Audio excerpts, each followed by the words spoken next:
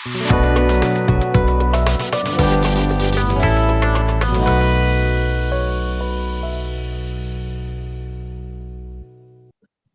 welcome everyone to another episode of Around the Block Talk. Today we have with us Mr. Araf Karsh. He is currently this co-founder at MetaMagic Global Incorporated, and he's an industry veteran, having spent several years in the tech industry and blockchain industry as well. So very excited to have you with us, and I'll hand it over to you. Thank you. Yeah, thank you, Prateek. Thank you for hosting me. Good morning, everyone. I'll quickly give a brief introduction of my career and the past. So I started with the Times of India and with distributed computing and everything. So we are building a software connecting almost 20-25 cities across the country. And then I moved to US. I was focusing on building security products in US, primarily meant for US defense and things like that. And then I came back to India, and then that's the time the cloud and their cloud-based solution started happening, and then focusing on building cloud solution, and then finally the blockchain and cloud native app. So currently, the last 5-6 years, I'm primarily focusing on blockchain and microservices and cloud native apps. Okay, so that's a quick introduction. So I prepared a small PPT which talking about the basic concept of blockchain, and then I'll focus on assets, tokens, and NFTs, and then central bank digital currency. So Pradeep, should I give a quick intro for a blockchain, or should I directly go into assets? Sure, I think a quick intro would work. Okay, so I'll just skip this slides. I'll just do a quick problem statement. So the reason why a blockchain came, it came from 2008 worldwide stock market crash, and then then Bitcoin got introduced out of blockchain technology. But the key problem the blockchain is solving is with organization with a lot of organization coming together, and then when there's a conflict in their records, it takes a lot of time to troubleshoot the problem, right? So it's very expensive, it's vulnerable, and it's completely inefficient in the way the organization has to come together because of the silos of information they have. So how the blockchain solves this problem is, so instead of having all the different organizations having their own silos of information, what blockchain introduces is basically solving the problem by having a shared, replicated, permissioned ledger, so that all the organizations coming together in a consortium. Here I'm talking about the private enterprises or a private blockchain, not the public one, the way in the Bitcoin and Ethereum works. I'll come to that public one in a minute. So over here, whether it's a public or private, the blockchain solves the problem by having a shared ledger, which is seen by all the parties involved over here. And any transaction goes into the ledger committed by by having a consensus algorithm agreed by all the parties. And the most important aspect of this one, it's because it's cryptographically secured. The data is completely immutable, so nobody can tamper with the data. And you can literally see for example, if it is a supply chain industry, and then if you want to see how the asset is moving across various organization, then you can see the origin of the assets, like from how it started, what's the quality at any point in time, right? So, and all these informations are completely secure in the way we can trust this information because nobody can tamper with the information.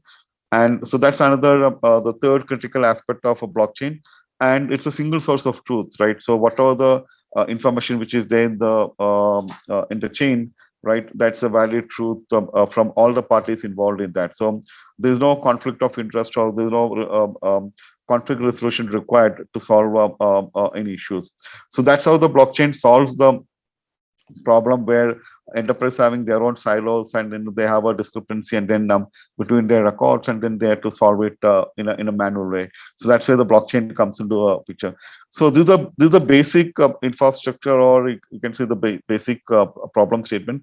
But on top of this, there's a huge momentum happening with Web3 and the way Ethereum developed in the last 4 or 5 years with tokenization, and then how the private industry or the corporate enterprises started moving towards a blockchain. So I'll quickly talk about the 4 properties, because then while we are talking about assets and everything, assets and the tokenization, then these properties will, you can get back to the properties and see, how these properties plays a big role in tokenization. So the key properties of blockchain is a distributed ledger, and which is not controlled by a central authority. So that's one key aspect over here, because the entire system is controlled by a network, and it's a permanently immutable. It's anything which goes into blockchain. It's tamper proof. You can technically do it, but then practically, it will be impossible to tamper with the data, because there's a huge amount of data you need to change, even if you want to change one bit of data, not really in one system, across some dozens or hundreds of systems in the network. And you can trust the information, because you know that who actually how from where the information started from, who owned the information or the assets, and then how the assets moved from one place to another place, right? So the parties involved in that, and you can trust those parties. And the last part, the most another key important property over here is the smart contracts, where you can decide how exactly a transaction need to be committed into the ledger, right? Again, a smart contract is agreed by the parties involved over here, and then the transaction will get committed into the ledger. So at a high level, these are the 4 key properties. And now we will move on to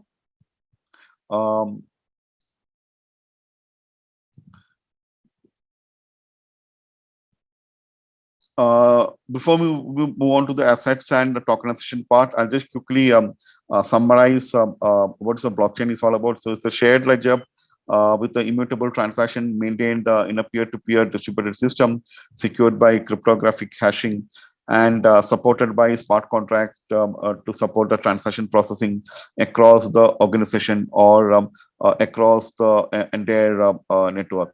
So that's what, on a very high level, that's what blockchain is all about.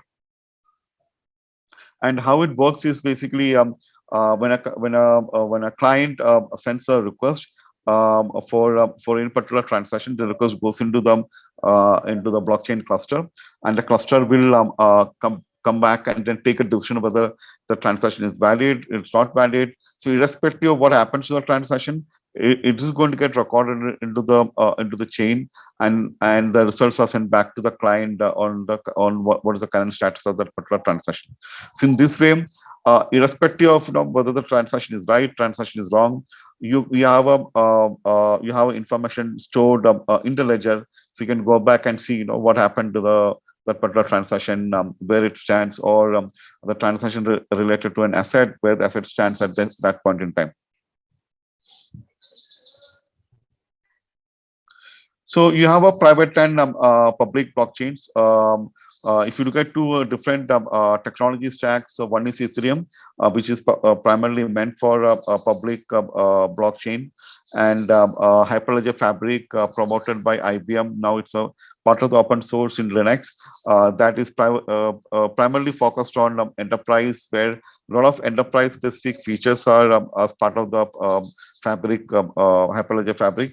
So if you look at the underlying blockchain technology per se, it's exactly the same under the hood. But then when you move to a public model, and when you go into a private model, there are certain specific requirements which these 2 platforms takes care of it. So, like for example, from an Ethereum perspective, there is a concept of currency, how you use the either currency in Ethereum network to do any computation. So while coming to a private blockchain with the Fabric, there are a lot of channels available for enterprise to enterprise communication. It is permission based. It's much more controlled from an enterprise perspective, because enterprise don't want everybody to come into the blockchain and then do the transaction, because they want the only permission user to come in and then do a set of activities. So these two are even though under the hood it's exactly the same thing, but then depends upon your requirements, your business requirements from an enterprise perspective, or the market requirements from a public perspective. There are features available to take care of those kind of um, uh, information or those kind of tasks. So that's very quick view on public and private blockchains. And I'll just skip this one. I was just doing a comparison between Fabric and Ethereum with the Bitcoin. I'll just skip this slide. So the quick summary from a blockchain perspective, the way previously where we had issues with enterprises to reconcile multi-party agreements, issues with multi-party agreements and things like that. Now all those things can be automated, because you have a smart contract which is agreed by all the parties, and then you can track everything. It's completely immutable. It's tamper-proof, and it's a single source of truth. So all the parties will see exactly the same information across the network. So that's a quick summary.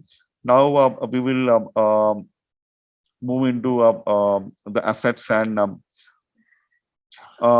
Prateek, is there any question answer session, or we'll be having that towards end of the session? I think we can take it towards the end. Okay, sounds good. Yeah.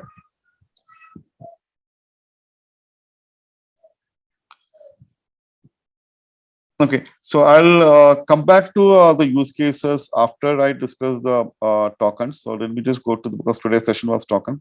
So I'll talk about. Okay, so now especially with Ethereum coming to picture, the assets and the tokenization of assets, whether it could be a physical assets or digital assets, that's getting very popular. And there's a huge amount of momentum happening in this particular space. So before I get into the deeper into that, let me talk about a little bit on assets from an economic side of the story. So anything, a tangible asset is anything the physical form which has got a monetary value, it's considered as an asset. And when we talk about a fungible assets, it's something which is interchangeable. Like for example, it could be gold, it could be currency, or it could be shares where you can interchange.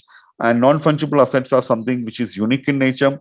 Like for example, it could be a painting, it could be let's say a diamond, or it could be a specific real estate property where every property is unique in nature. So those are non-fungible assets. Now, with the blockchain technology, what we discussed, if you look at originally it came for a very specific purpose, but then how the technology can be used in a completely different models and space across various different industries. So asset tokenization is becoming pretty huge, and it's getting very popular in the industry. And if you look at the organization which is focusing on tradable assets represented as a token, I mean, there's already close to more than 400, close to, you can say 450 or close to 500 assets have been already tokenized, and that momentum is it's pretty going up. So so before we get a little more deeper into this, let's look at what exactly is a token is all about.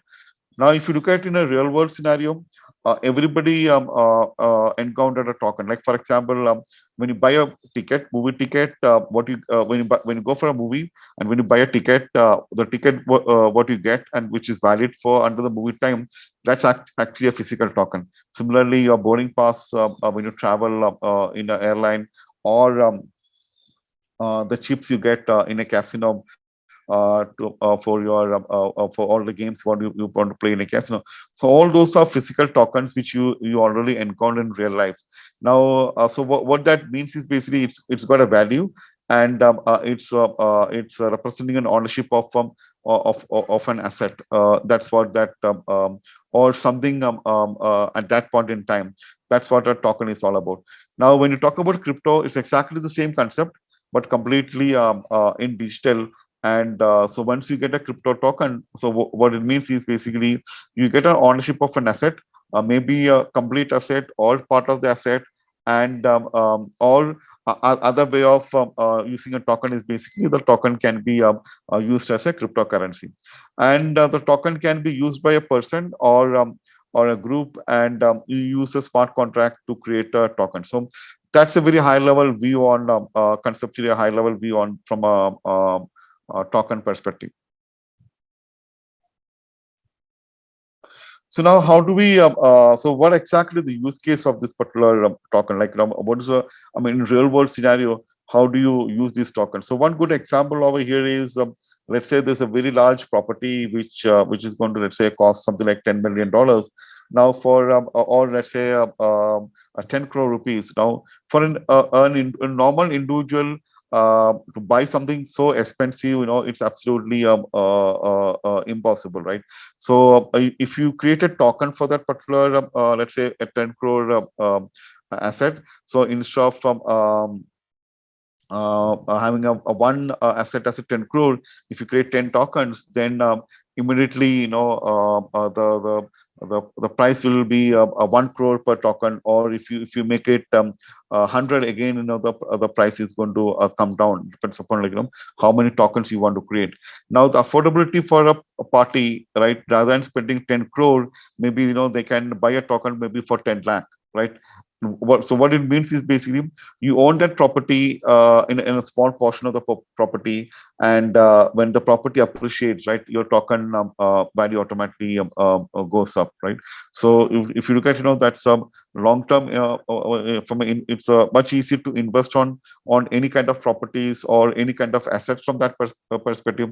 So it could be real estate, it could be artwork, it could be part of maybe a infrastructure project, right? So that's their key concept of asset tokenization, which is built on top of the blockchain technology.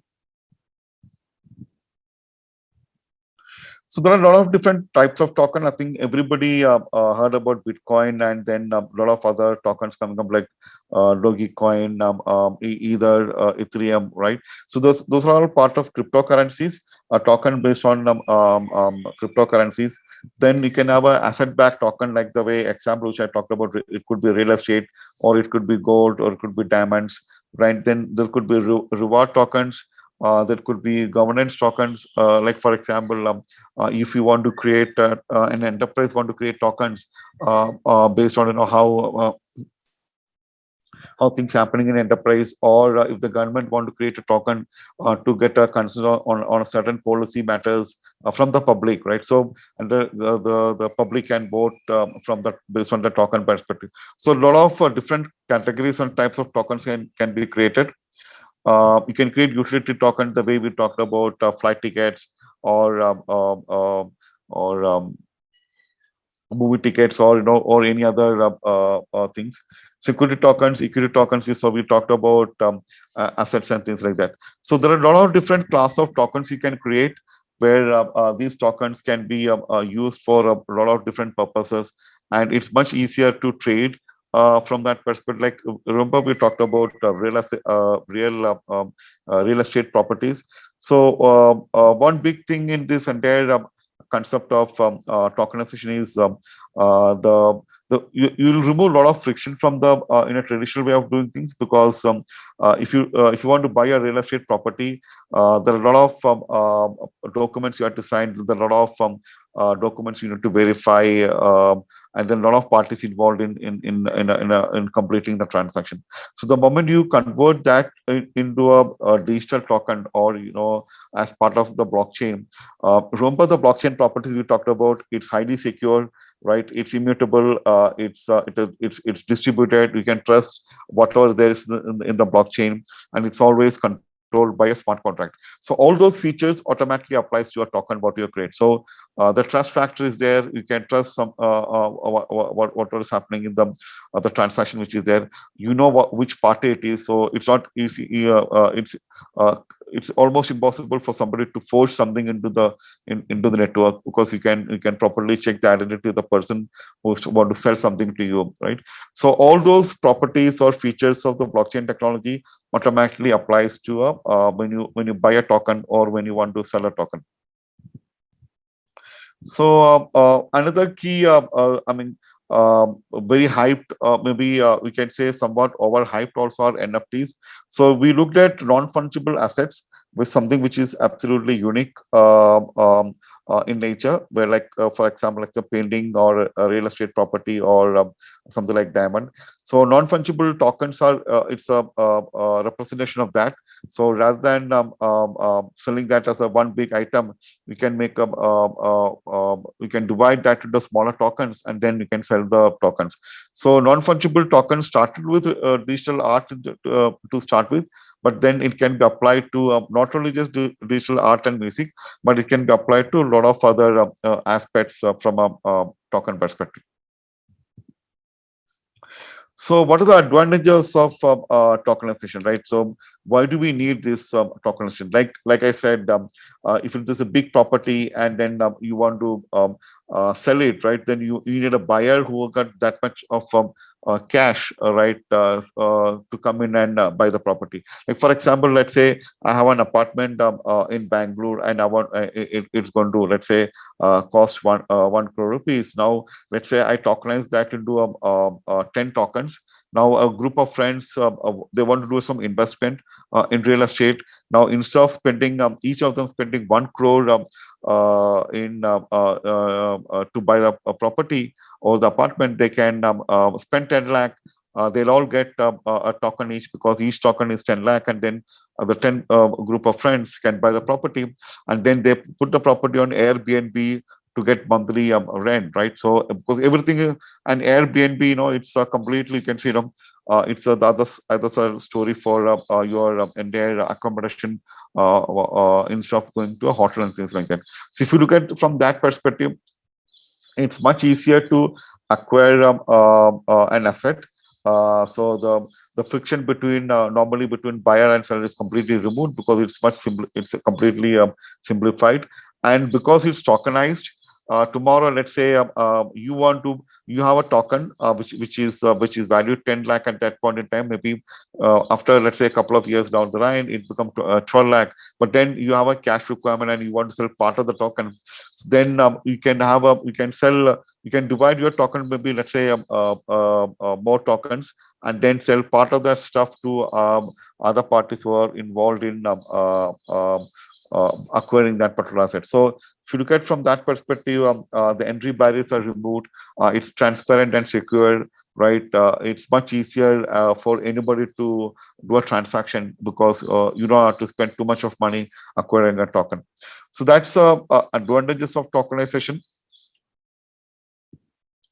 And so if you look at the industries which is involved in this, almost every industry you can do tokenization, like real estate. We talked about real estate. We talked about then enterprise, sports, art, finance, healthcare. So everybody can get involved in buying an asset which has got a specific value in the market. And again, when you talk about a value, it all depends upon the demand. So the more the demand for a specific asset, the value of the asset will automatically go up. Now, mostly what happens is when the value goes up, it's not easy for the common man to acquire those high value assets. Now, based on tokenization, now anybody can acquire those assets, or you can say part of that assets. I'll skip the fiat currency. So stable coin, there's a lot of fluctuation happening in a crypto currency world. So that's where the stable coin came into picture to stabilize their stuff. So there are a lot of different categories for stable coin. One is fiat backed. Fiat backed is basically any currency in today's world, whether you take US dollar or Indian rupee or euro or pound, everything is connected back to the dollar, and dollar is not backed by gold anymore. That was a Bretton Woods system, which is collapsed in 1970s. So dollar is not backed by any gold or anything. So it's connected with the economy from that perspective. But then stable coin, I mean, that's one type of stable coin you can create based on currency, or it can be commodity based. Like for example, you can have a stable coin based on assets like gold, diamonds, and things like that, or you can have it can be based on cryptocurrency. So stable coin is basically to ensure that you don't have too much of fluctuations in that particular coin compared to the way it happens in a typical cryptocurrency. Okay, so this is a little more technical part of the story. So I'll just maybe I'll just skip this part. So this is basically how Ethereum token works, and then so I'll just skip this part.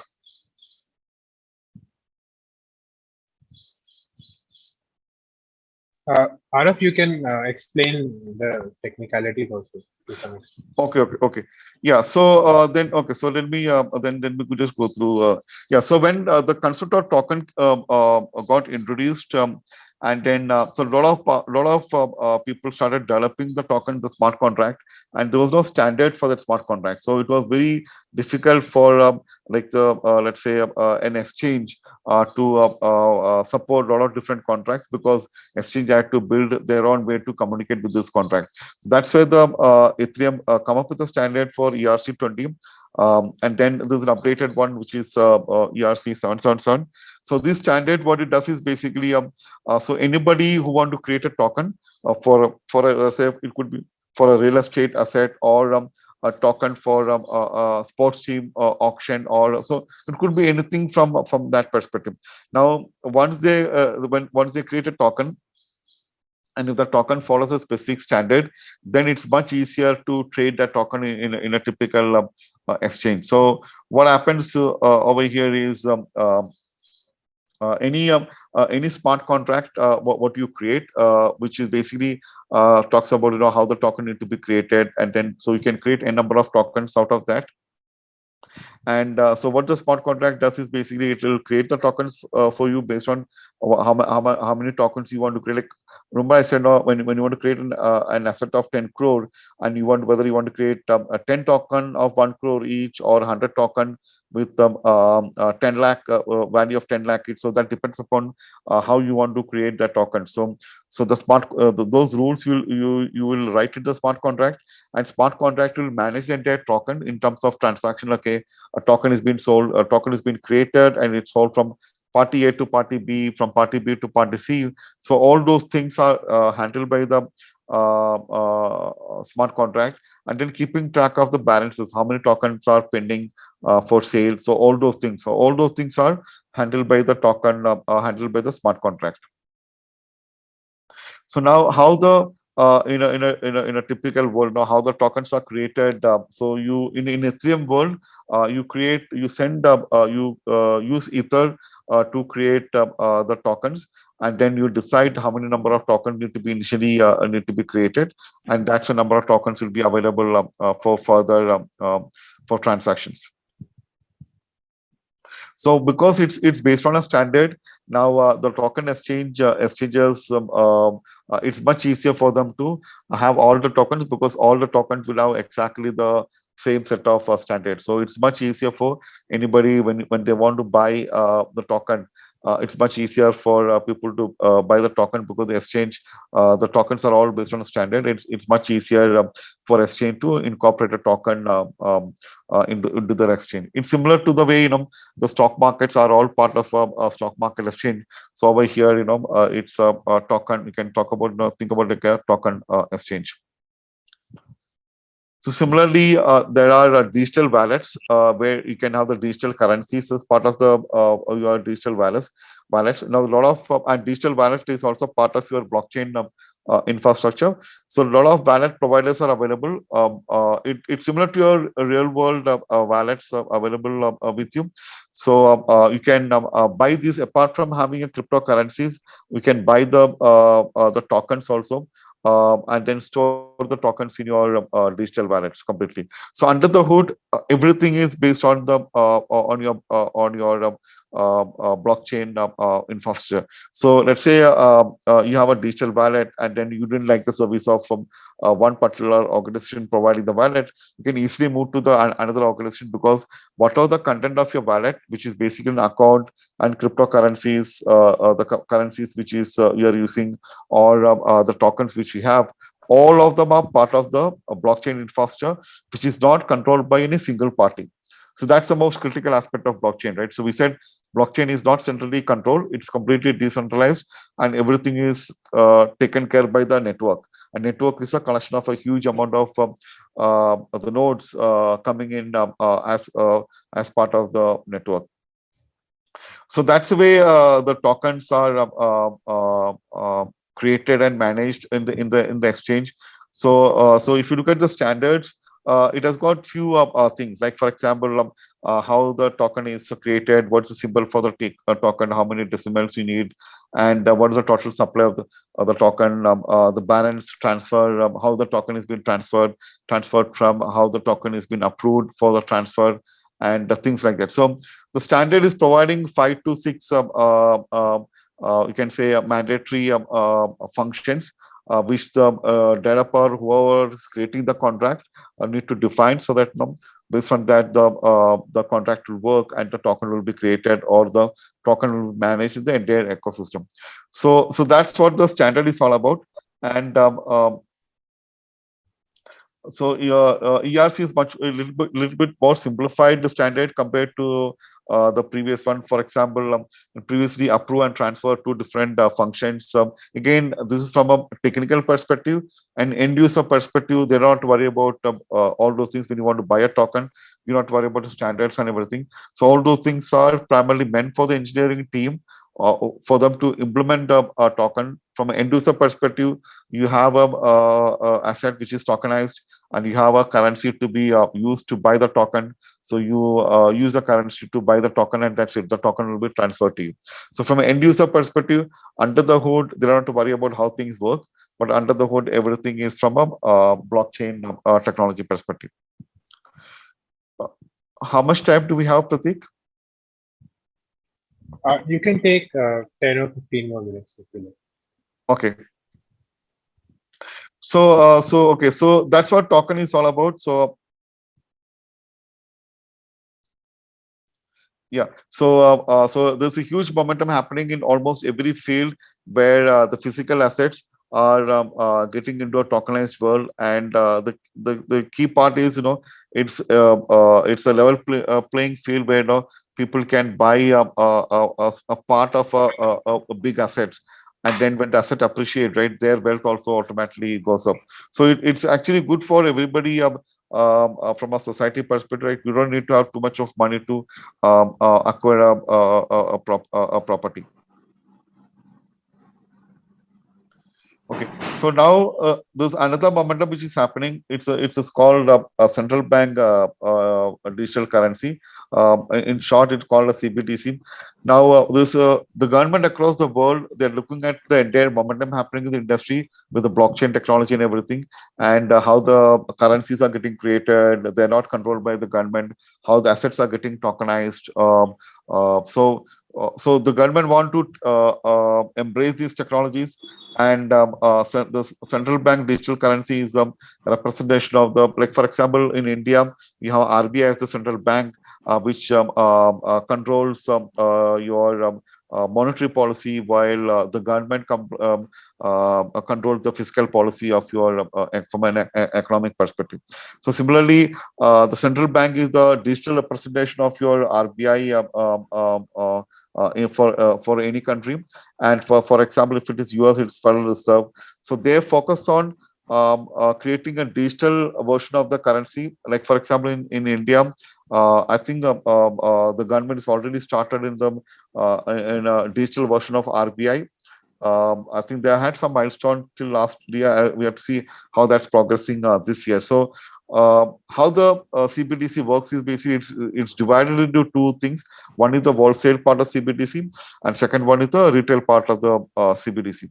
So the wholesale part is primarily meant for how banks are going to transact the digital currency, like different banks across the country. And the retail part is basically if the government want to directly deal with the citizens. Like for example, we have a lot of government initiatives to transfer subsidies and everything to the bank accounts directly from the government. Now, once you have something like a central bank digital currency and the digital version of Indian rupee, the government can the citizen can have a wallet, a digital wallet, which is again a part of the blockchain network. Which, but of course, over here it could be controlled by the government. And then the when the government want to transfer us any subsidies or subsidized rate or anything, they can transfer the digital version of the rupee directly to the citizen without a bank involved in the entire process, which is much more efficient, much more fast in terms of the government, the way the government can connect with the each citizen. So on a very high level, that's what CBDC is all about. So now what's happening across the network? Um, so there's a lot of momentum happening in this world where if you look at like whether it's Switzerland or Canada or Thailand, Singapore, so they all have a lot of different initiatives on having a digital version of their central bank, like the digital version of RBI. And then there are a lot of different programs they already started, and then it's already for last 4 5 years, you can see a lot of different programs are running in a lot of different parts of the world, focusing on making their currency completely digital in nature, and then applying that across for both for citizens as well as for the banks.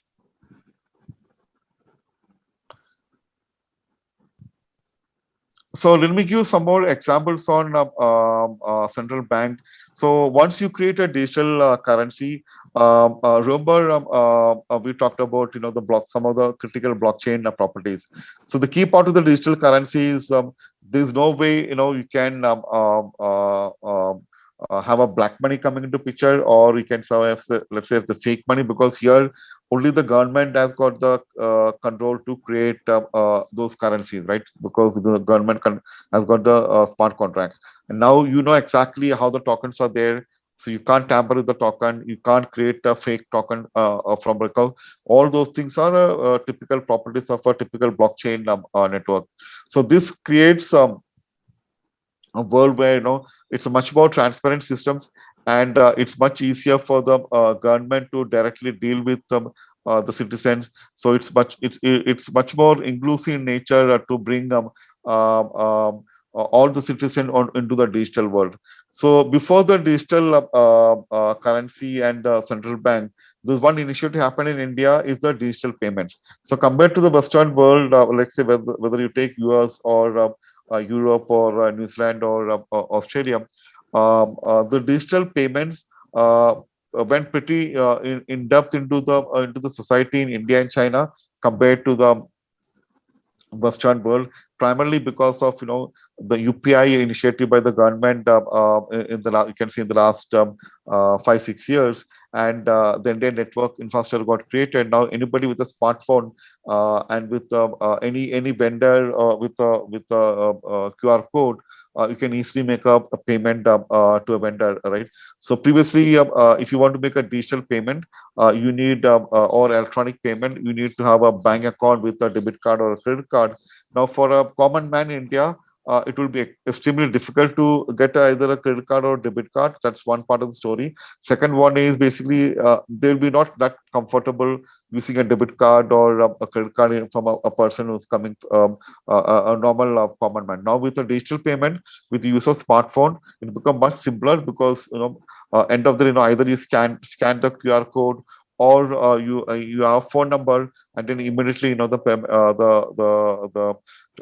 financial transaction can be used to transfer from A to B. Okay, so we already have the concept of digital payment so established. Now, to bring in digital currency in India, it will be much more easier because because we already have the infrastructure for all those things. Now, once you have the currency coming up in the blockchain, right, it's much easier for the government to implement that, and it will be much easier for citizens also to embrace it, because yeah, I'm again primarily talking from India perspective, and it's a much a better alternative from a cash perspective, right? So you don't have to go to a bank to withdraw money, right? Because everything is part of your wallet, and now wallet can be part of your smart device. So that's part of a quick summary on central bank digital system, which is getting a lot of momentum and popularity across across a lot of governments across the world. Okay, so that's a quick summary on CBDC. So Prateek, go Sure. to questions. Sure, Araf. So thank you very much for that informative talk. So in terms of the questions, since you also explained some of the token standards, and Yeah. so we've seen them evolving. We had fungible, non-fungible, and I think the latest ones are 1155, 4262. Like a lot of these standards are coming up. So these are so the underlying infrastructure is same, right? In these all these tokens, it's the smart contract That's that right. that that is the difference between all these tokens. And since you also mentioned that you have to burn Ethereum, so is it necessary to burn Ethereum to create new tokens? And how has the evolution of these formats been? Yeah. So when you say burn, when you say burn Ethereum, you're talking about burning the Ether, right? From that Right. perspective. Yeah. So again, if you look at the Ethereum standards and everything, there's some discussions happening on. It's not finalized yet. Basically, they don't want to have an infinite amount of token, because the moment when you have something infinite, then normally the value goes down. So they want to have a finite control on the number of tokens or number of cryptocurrency. Like for example, in Bitcoin, you can't go more than 21 million, right? There's a cap from a number of, right? So it's all finite resources. So Ethereum also going in that model. They haven't decided what should be the number but then I think it may be around 140 million or 200 million. But then there'll be also a finite number. So that was the reason why ensure that things are under control. It doesn't go up. So everything what you see in the typical economic world, the inflation and deflation, that also will happen in the digital currency world also. That was the reason why they have this concept of burning the ether and things like that. Like for example, with the new with the London upgrade with Ether in Ethereum a few years back, I think in 2021, when you do a computation in the Ethereum network, right? There's a base fee which you need to do the computation, and the base fee, and then there's a priority fee which you give to the miners to mine the work for you. And then the base fee is which is going to get burnt in the Ethereum world. But at the same time, the priority fee is what the incentive or the reward which you give to the miners to mine that particular block, and then the block will get committed to the ledger basically. So in that way, the number of tokens which is getting that's all it's in a controlled state. Right. Right. Sure. So also, how has this evolution been? And where is this evolution going on these token standards? Yeah. So if you look at the way I mean if you look at the ERC-20 itself, it had some you can say inefficiencies which has been corrected and fixed in the next one. And then if you look at this entire space, you can see maybe in 10 years down the line, everything available on the and assets from that perspective, right, will be completely tokenized. And then having the standards which will be helpful for the industry to immediately commoditize the things, tokenize it, and then put that into the market or exchange to from your selling perspective, right? So the standards play a big role in fast tracking the entire momentum, right? If there's no standard, right, then everybody is going to come up with their own ways of doing things, and then there's a huge amount of time will be wasted in terms of integrating everything together and things like that. Sure, sure. So also like in terms of legal aspects and regulation aspects.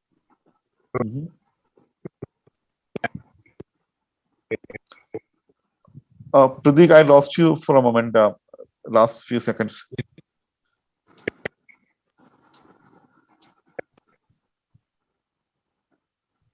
I'm not able to hear you.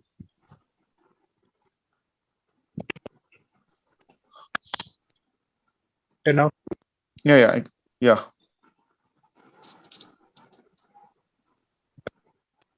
regulatory standpoint. So as you mentioned, the tokenization of real estate and other hard physical assets.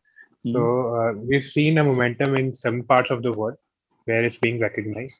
So, but what is the situation in India as of now and in the world in general? Is this being rapidly recognized and adopted? Yeah, so if you look at some of the governments in India, like for example, I think Andhra government already started with registration of land properties, and I think Tamil Nadu government started with some farm subsidies and things like that. So there's already a huge momentum happening in the blockchain world now with the concept of entire tokenization, right? That entire the way you can implement that and then can be used by the public will be completely simplified. So there will be a huge, I mean, the initiative originally started with from getting the blockchain based smart contracts and everything up and running, so that your records and everything is completely secure, and it's much easier to handle those things. But now with the tokenization, the adoption of that with the public will be much higher. Right, sure.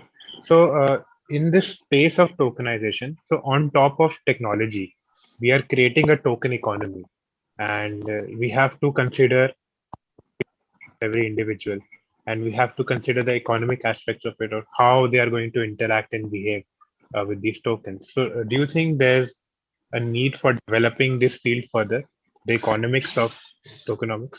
Yeah, so if you look at we can say somewhere down the line, right? Let's say 5 to 10 years down the line, right?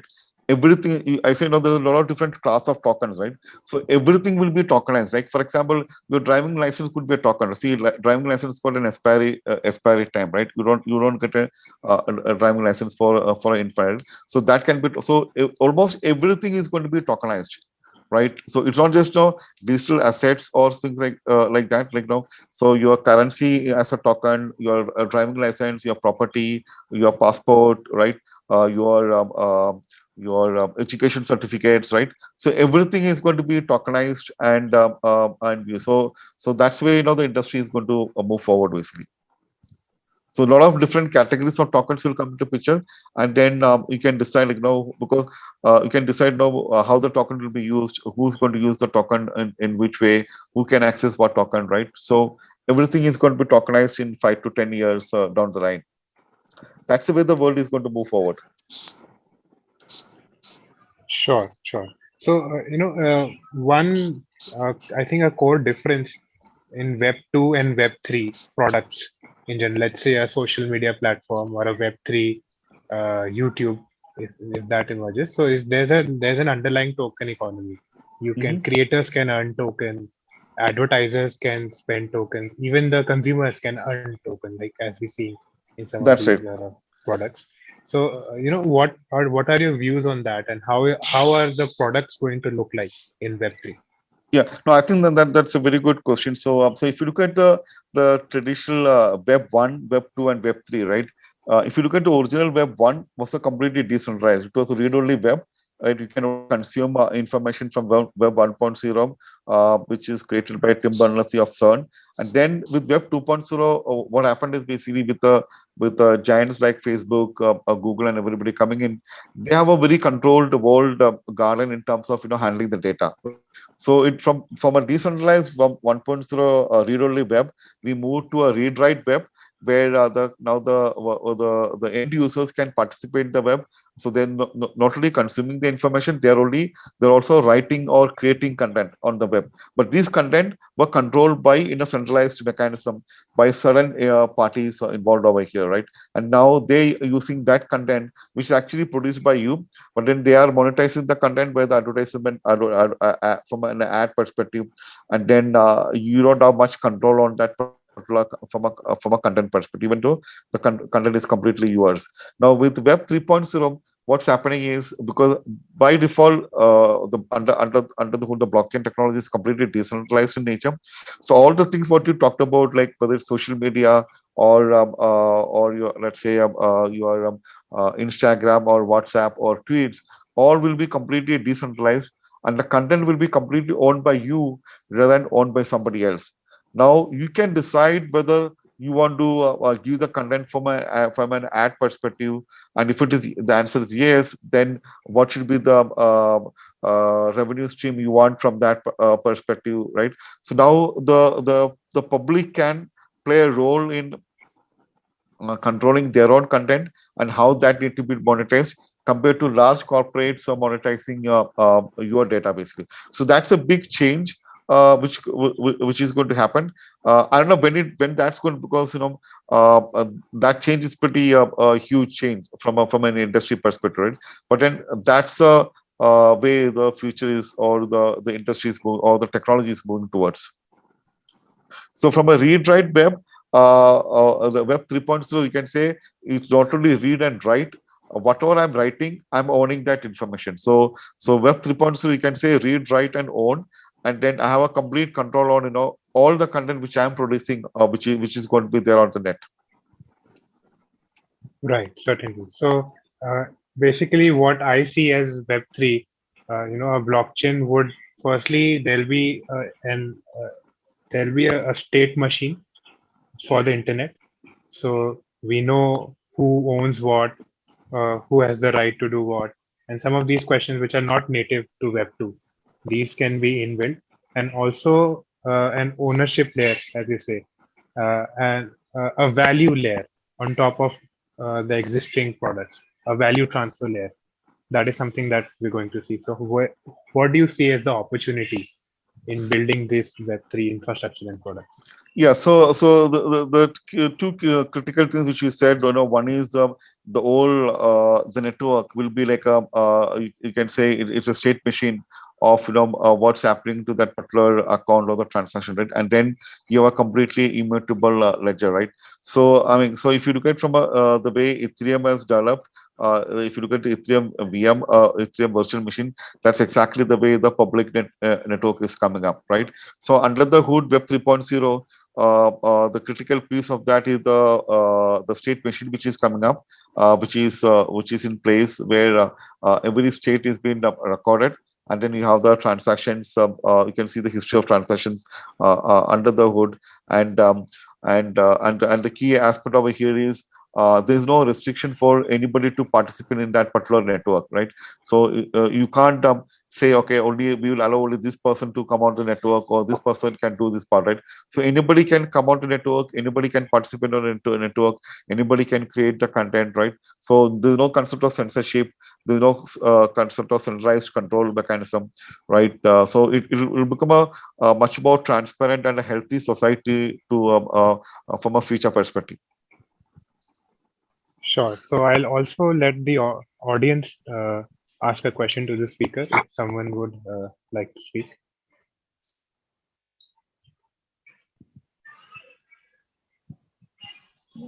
Hi, sir. This is Madhu here. Hello, can you hear me? Yeah, we can hear you. Yeah. Sorry about the background noise. No. Hi, Madhu. Yeah, hi. So when you were talking about the transition in the next 5 to 10 years from the Web 2 is what we are living in into the transition of Web 3. So are there any movements or any tactics or strategies that these centralized players, the biggies, are doing, Google's or the Facebook or any other new strategies they are coming into the how do they fit, or are they even planning, how do they fit into the decentralized world that we are moving towards? Yeah, I think that's very good question and very tricky question. Because I'm So sure they must have planned it. They it is on their radar, and they no, must be having. yeah, Yes. yeah, absolutely. So, I mean, if you ask me personally, like, I'm also not, I mean, I don't like this controlled walled garden where, you're inside the garden, then you can't be, or like your information is completely controlled by somebody else, right? So that change is inevitable. So I think they also understand that part because the data is valuable. So one way, I mean, one example to that, I mean, if I want to give an analogy over here, before 2007, you have two big giants in the world from a communication perspective. One is you have Nokia phones. They were the number one in the feature phone market, and then you have BlackBerry. They're the number one in the smartphone segment. Although you can say the so-called smartphone, right? And nobody thought like anybody can disrupt these two big giants, right? Because they were literally the leaders in that particular these two segments. And then something happened in 2007, right? Apple introduced iPhone, and then their industry got completely changed in a couple of years' time. Nobody believed that it's going to change like that. Because that was the most expensive phone got released, but then nobody expected that something like a Uber application can be done, or you're going to buy things on a smartphone, or you're going to make a payment using a smartphone, right? No, and you can you can buy, you can book a ticket, you can book a reservation, a hotel reservation, or yeah, something like Airbnb, coming up on the smartphone, right? So all those things happened. Nobody thought about this is possible in 2007, right? Because 2007 was in that perspective, it was a landmark event. Similarly, if I say 2008 was a landmark event from a blockchain perspective, now with a blockchain, with the way the Ethereum platform came up, and then the way the concept of asset tokenization, right? Now you have a very solid technology stack out there, and there's a huge momentum happening across the world from a lot of different players. So I don't think that momentum can be stopped by any big giant from that perspective.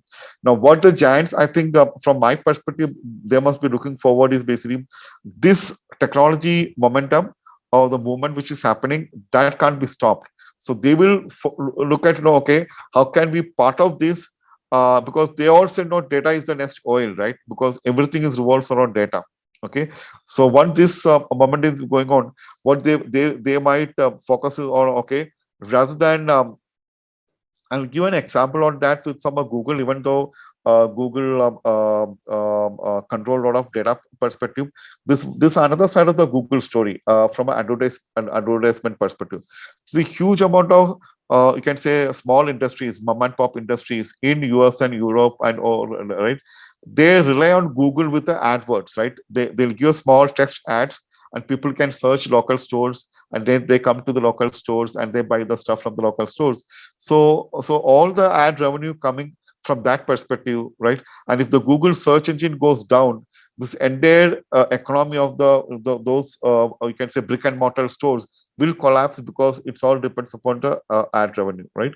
So if you look at it, they already integrated to the real world scenario to bringing these two segments together, basically. That's where the Google ad revenue is all about. So the moment a giant like Google, who are technically so savvy, when they realize that this momentum can be stopped, they will find out a way of, okay, let's not worry about too much of controlling the data, but let's participate in the world, and let's have a deal with the public to mine that data, and then they will make a payment back to the public for what are the profit they're going to make out of mining the data, and then using the data for, let's say, advertisement perspective. So in that way, now everybody will earn a revenue what Google, let's say, potentially earn from their ad revenue. Got it, sir. So it will be more of decentralizing even the profits and the data. Absolutely. See, if you look at the way the solar energy works in developed countries, right? If you have a home completely with the solar energy, and then you're self-sufficient, and you have a battery pack to store the energy, now you can give it back to the grid, and then what are the extra the grid will be using that energy to for other industries and things like that, and you will start earning from that. So that kind of a model is going to come up in everything, what you're going to do. And then with the blockchain, which will get completely transparent. So it's not like, I mean, I'll tell you another story, which I just read an article in CNN a couple of days back, where in the pandemic, in the last 2 years, I think everybody knows, right? Billions of people, I'm saying common man lost their job, right? Because of the pandemic, right? Because everything was shut down. People has to work. I mean, people like us who are in tech industry, we are much more fortunate. It was much easier for us to work in, from a tech industry perspective, working from home. But a huge amount of people lost their job. But at the same time, the report came from the CNN is basically in the last 2 years in the pandemic time, every day, or you can say every 26 hours, got created. So on one side, I mean, rich becomes super rich, and then people lost job, right? This has to be balanced in in the whole world, from an economic perspective, right? And I feel this kind of technology will actually balance it out, right? Because it's not just the corporate who's going to earn the money; even the people will get a share of, the corporate profits, because everybody owns something, right? They own their data, which is a valuable asset, right? So every content you create will become a valuable asset which you can trade in the in a digital economy, basically, or you can say in the tokenomics. Got it, sir. Thank you. So yes, with that, Araf, I believe we can close the talk for today. And so, finally, we would also like to know what you're doing at MetaMagic and how you're contributing to this movement. Okay, so we started with building cloud native apps for enterprises. So right now, the primary, apart from projects, the primary focus is we're doing a lot of workshops in both in blockchain as well as in building cloud native apps, because the whole world is moving towards on one side it's blockchain, on the other side of the story, all the enterprises are moving to cloud native app. So that this is the areas which we are primarily focusing on.